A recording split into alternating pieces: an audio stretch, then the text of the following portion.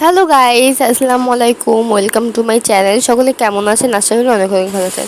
আজকে একটু Korean spicy noodles খাইতে মন চাচ্ছিল, তো ভাবলাম বানিয়ে ফেলি। এর জন্য আমি এখানে আমার বাসায় কিছু পেঁচানো নুডলস ছিল, সেগুলোকে নিয়ে নিয়েছি। এখন একটি পাতিলে পানি গরম দিব। যখন দেখবো পানিটাকে টকবক করছে, তখনই পানির ভিতরে সবগুলো নুডলস দিয়ে চুলাটাকে বাড়িয়ে দেবো। দিয়ে আমি একটু যখনই দেখবো এটা উতলি এসেছে, তখনই আমি এটাকে মিডিয়াম আঁচে দিয়ে নুডলসটাকে সেদ্ধ করতে দেবো। নুডলসটা সেদ্ধর ফাঁকে আমি আরেকটা কাজ করে রাখি, যেহেতু আমরা কোরিয়ান স্পাইসি নুডলস খাবো, অবশ্যই কিন্তু একটু মাংস লাগবে। আর আমার যেহেতু মাংস ফেভারিট, আমি মাংস না নিয়ে থাকতেই পারবো না। সো এখানে আমি মাংসগুলি নিয়ে নিচ্ছি 3 পিস বড় বড়। এখন এগুলোকে আমি সুন্দর করে ধুয়ে নিচ্ছি।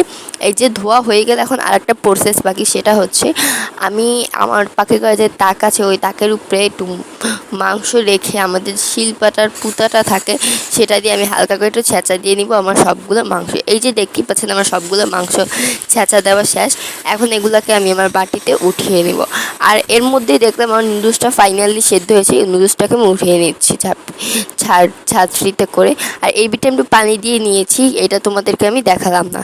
এখন আরেকটা প্রসেস করা বাকি। এখানে আমি মাংস নিয়ে নিয়েছি, আমার সেই ছেঁচা মাংসগুলো একটা প্লেটে উঠিয়ে নিয়েছি। এখন কাঁটা চামচের সাহায্যে একটু ছিদ্র করে নিব। আর ছিদ্রটা করার কারণ যাতে আমরা যখন এই মাংসেতে মশলাটা মাখবো, তখন মাংসের মশলাটা যাতে ভিতরে যায়, অ্যান্ড যাতে খেতে আরও মজা হয়। তাই তো আমি এই যে আলহামদুলিল্লাহ সবগুলোই ভালো মতো ফুটা করি, বাট আমি এখানে যে এই মাংসটা এসে আমি আর ফুটা করতে পারি না। কী হয়েছিল আসলে আসলে এটা একটু বরফ ছিল, তাই এটা ঢুকতেছে না। তো যখন ঢুকতেছিল না, আমি হাতটাকে এরকম করে ঠাস ঠুস করে এটাকে ছিদ্র করতেছিলাম। তো আমার কাছে এটা খুব ফানি লাগছে। আচ্ছা যাক, এগুলো সব ছিদ্র করা হয়ে গেলে তারপর আমি এগুলোকে আবার বলে কি, ছিদ্র করা হয়ে গেলে আমি এখন এগুলো ভিতরে মশলা মাখিয়ে নিব।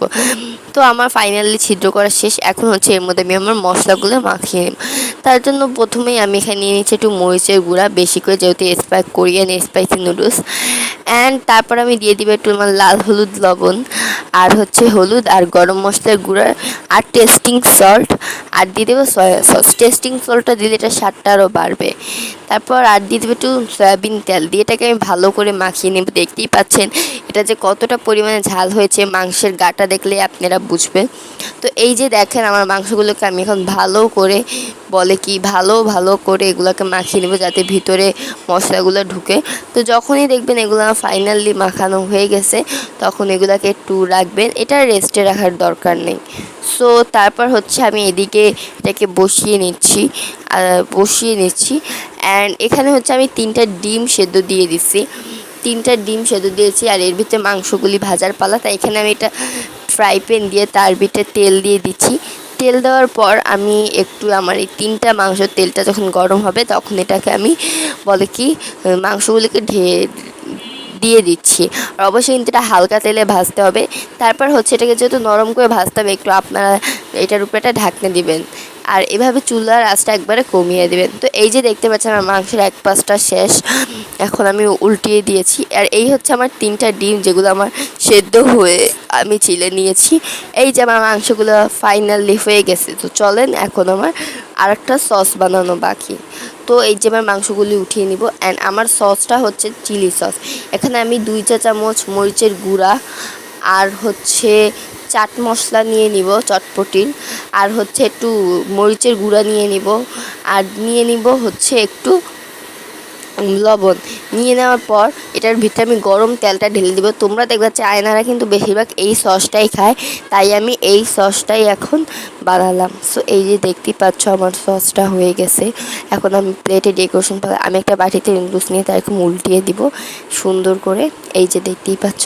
তারপর মধ্যে থেকে একটি ডিম কেটে এরকম চোখের মতো দিয়ে দিব। আসলে এটা দেখতে খুব সুন্দর লাগবে। এই যে দেখতেই পাচ্ছ। অ্যান্ড আমার মাংসগুলি আমি পিস পিস করে এই নুডলসের নিচ থেকে দিয়ে দিব, অ্যান্ড উপর থেকে একটা মাংস দিয়ে দিব একটু সুন্দর লাগানোর জন্য। সো এই যে দেখতে পাচ্ছ। আর এখন এর মধ্যে আমি দিয়ে দিব একটু বিট লবণ, যেহেতু আমি লবণটা একটু বেশি খাই আর বিট লবণটা পছন্দ। আর দিয়ে দেবো একটা নুডলসের মশলা, চাইলে দিতেও পারো নাও দিতে পারো, তোমাদের সেটা নিজেদের ব্যাপার। আচ্ছা, নুডলসের মশলাটা এভাবে করে আমি দিয়েছি। নুডলসের